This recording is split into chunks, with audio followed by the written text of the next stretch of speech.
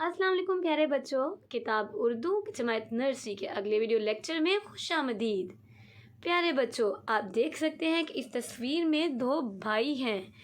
एक भाई जो है वो कैंची से कुछ काट रहा है और दूसरा भाई कलम से कुछ लिख रहा है। प्यारे बच्चों, यह है हरूफ तहजी काफ, और काफ की आवाज़ होती है क।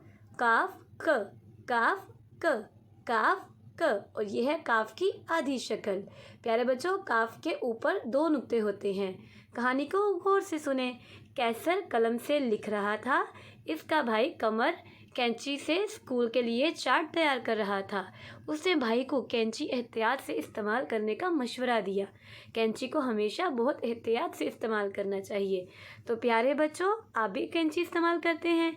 अगर आप कैंची इस्तेमाल करते हैं, कैंची से कुछ काटते हैं, तो आप भी कैंची को बहुत एहतियात से इस्तेमाल करें, कहीं आपको कैंची से कोई चोट ना लग जाए। तस्वीर के नाम सुने और दोहराएं। कालीन, कलम, कालीन, कलम। काफ का कालीन, काफ का कलम, काफ का कालीन, काफ का कलम। प्यारे बच्चों, कालीन और कलम, इन दोनों की पहली आवाज़ है काफ क, काफ क।